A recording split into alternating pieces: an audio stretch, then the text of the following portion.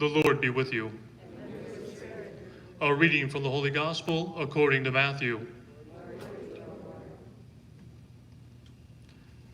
On that day, Jesus went out of the house and sat down by the sea. Such large crowds gathered around him that he got into a boat and sat down, and the whole crowd stood along the shore. And he spoke to them at length in parables, saying, A sower went out to sow, and as he sowed, some seed fell on the path, and birds came and ate it up. Some fell on rocky ground, where it had little soil. It sprang up at once, because the soil was not deep. And when the sun rose, it was scorched, and it withered for lack of roots. Some seed fell among thorns, and the thorns grew up and choked it. But some seed fell on rich soil and produced fruit, 100 or 60 or 30-fold. Whoever has ears ought to hear. The Gospel of the Lord. Praise to you, Lord Jesus Christ.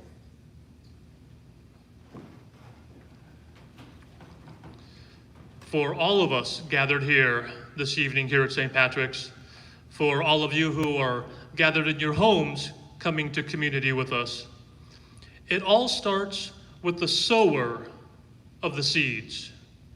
And the sower of the seeds, of course, is Jesus. Jesus came here so that he could sow the seeds of his life and his love and his word into our hearts. Without Jesus, there is no seed. Without Jesus, there is no gospel to be planted into our hearts. Which is why it's so important for all of us that we truly listen. That we listen for what it is Jesus is saying to each and every one of us through his life-giving word. Jesus speaks to each and every one of us. That's the reality of our lives. When we hear the Gospels, Jesus is speaking to us. When we spend time in prayer talking to our Lord, Jesus is speaking to us. But as our gospel points out through this parable that our Lord gives to us, unfortunately, sometimes our Lord's word is heard, but it doesn't get past the ears.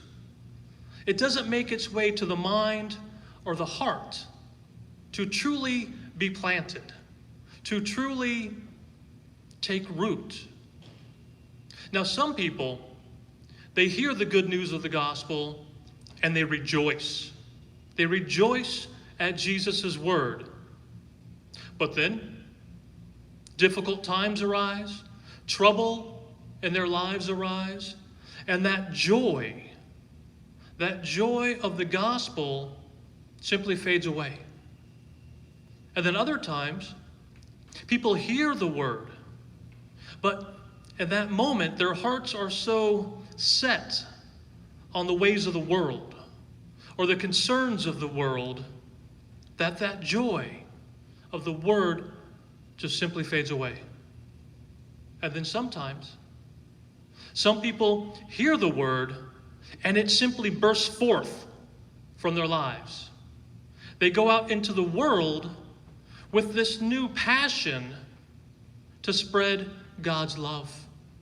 To spread God's love out into the world and share with the world what it is they hear in Jesus' word. And the reality is, our Lord is not talking about soil.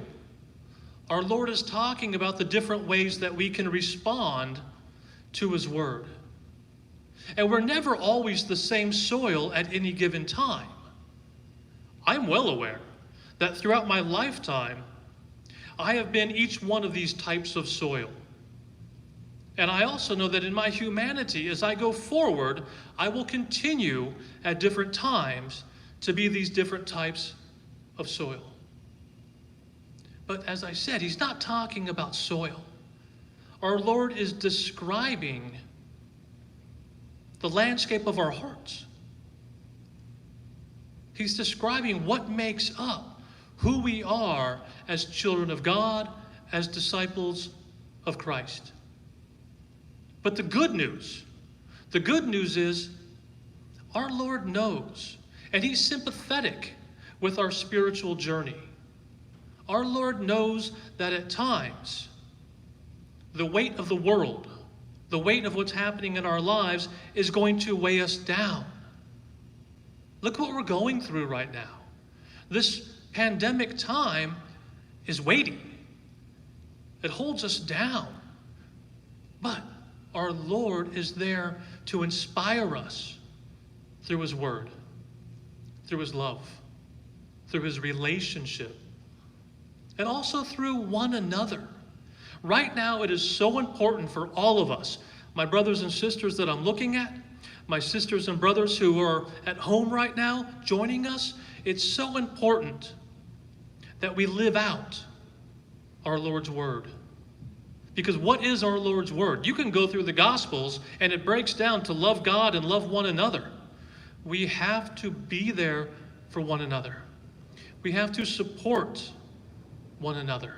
We have to be patient with one another and tolerant of one another, especially when there's so much going on in our world right now. I think that's our challenge, brothers and sisters. I think our challenge is what we do with our Lord's word when we hear it. Do we allow it to get past the ears, to touch our minds, to touch our hearts? Do we allow it to take root and grow, to be fruitful?